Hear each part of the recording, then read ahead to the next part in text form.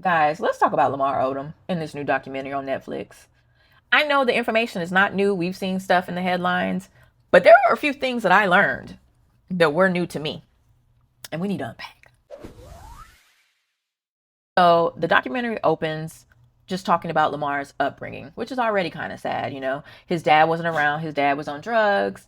His mom died when he was 10. And, basketball was like his safe space, his safe place. That's where he felt the safest. It brought him comfort. And he was really good at it. Out of high school, he went to Rhode Island to play basketball, but he was only there for a year when he got drafted to the Clippers.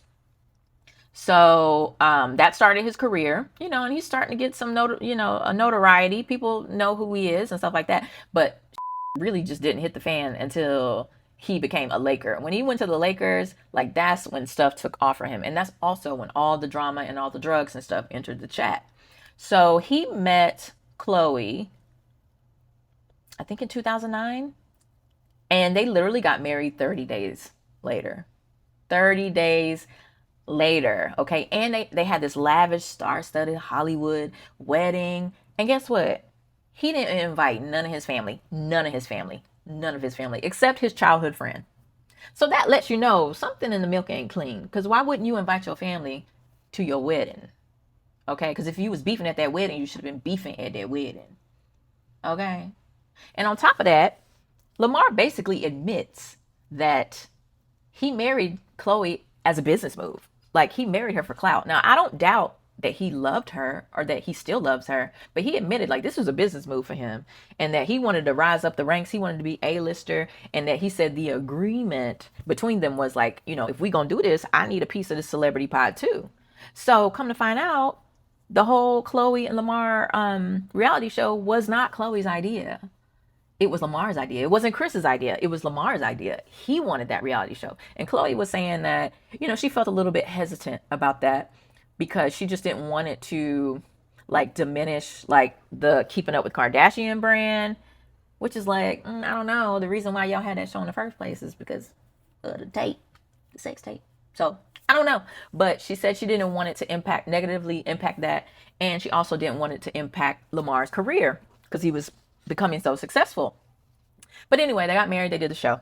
Now, this is where things start to fall apart. He becomes a full-fledged drug addict, crack addict. Like it got so bad to where he would be missing for days. And Khloe said she would have to drive around the city looking for him. She found him in hotel rooms with women, with drugs and drug paraphernalia and stuff there. And like she said she would do this often, and she would do it because she didn't want the press to like run stories about it. So she would have to make sure that she kind of got there and controlled the situation to try to keep it out of the headlines. And you know what? After watching this documentary, I have a newfound respect for Khloe. I do. I have a newfound respect for her. She held that man down. She really held that man down. And she will continue to hold him down even after they were in the middle of a divorce and he OD'd at the Love Ranch. Now, everybody, we all heard about that. And we knew it was bad. I knew it was bad, but I didn't know it was that bad.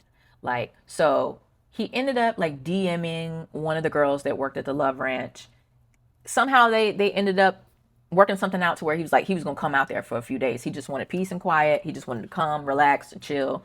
Because this was right after, like, I guess he and Khloe decided to divorce. So he said his words. He said, I'm gonna get it in then or whatever. So it's like he was waiting to be divorced, and they weren't officially divorced. They were just going through the divorce. And so he went there. He spent $72,000 at this ranch. It was crazy. But this is where he OD'd. Like they thought he was asleep or something and they didn't want to wake him, or they went in there and then they saw like this liquid and stuff coming out of his mouth and his nose, and they were like, he's ODing, like he's in trouble. So they have to rush him to the hospital. And I think they said he had something like 12 strokes, 6 heart attacks. Like he shouldn't even be here. Like it is by the grace of God that he is still walking this earth after experiencing something like that. And even in the midst of all that, Khloe was right by his side. She said she was with him for like, he was in the hospital for like 4 months or like a very extended time. And he had brain damage. So he had to learn to talk again. He had to learn to walk again. There was this video of like a birthday. I think it was his birthday after this happened. He was celebrating a birthday and he couldn't even blow out his own candles. Khloe had to blow out the candles for him because he just, you just have to get rewired and learn how to, use all your appendages again after something like that. So that was really, really traumatic. And Khloe said, she kind of had to put her foot down. She had to monitor like who was coming in and out of like when he was in the hospital because people were just like desperately trying to get in and out. And she didn't know who she could trust because people would give him drugs. Like Lamar was gonna get the drugs. It didn't matter what condition he was in. There was always somebody willing to sell him the drugs, which is sad. And she just didn't know who to trust. And his family was there as well. And she told the story about his dad, which was sad. His dad was absent in his life. And so I guess he thought that they were like officially divorced. So maybe he thought that he had like power of attorney or whatever. He basically was saying like, don't revive him. Like, don't put him on life support. Don't revive him. And Khloe was like, what? What you mean? Like, first of all, you don't make those decisions. And she said she went up to him and was like, what is it that you need? What can I help you with? She said they agreed upon like her giving him some money and paying for like a hotel stay. And after that, she never saw him again. He never came back to check on his son again. And this is when he was like out, like coma, out, ventilators and stuff like that. And that just goes to show you, you can't trust everybody in your circle. And sometimes you can't even trust your own family. But speaking of family, I didn't really enjoy the way he treated his kids. There was this story that his baby mama told about whenever Lamar first got, won his NBA championship with the Lakers. There was a parade and the kids wanted to go. He has two older kids now. So they were in the documentary kind of explaining things as well. And so they had planned to go. So the day of the parade or whatever, they went to wherever he was staying or his house, and he wouldn't open the door. And they were saying like, we knew he was in there. Like, I know he's in there. I don't know why he's not answering the door. So come to find out, he had partied too much the night before. And he said he wasn't going to go to the parade and he didn't want the kids to see him like that. So, they're bummed because they had told people at school, like, we're going to be with my dad at the parade to celebrate the championship win, et cetera, et cetera. Fast forward that day, it's televised. Lamar don't be, sometimes I think Lamar be playing, he be one player short of a starting lineup sometimes. Sometimes I'm just like, something ain't clicking. You know what I mean? Even if you were hungover and then they made you go to the parade and you had to go to the parade, you should have told your kids. They shouldn't have had to seen you at the parade after you told them you weren't going, And it was just little stuff like that. And I was like, I ain't really like that, But listen, if you're an addict, drug addiction keeps you from the people you love. You hurt the people who love you the most. So it's a sickness and it doesn't really seem like it was necessarily a choice. At one point it was a choice, but then it becomes a sickness. So I don't know. Overall, I thought the documentary was really well put together. I don't think it painted Lamar in the best of light.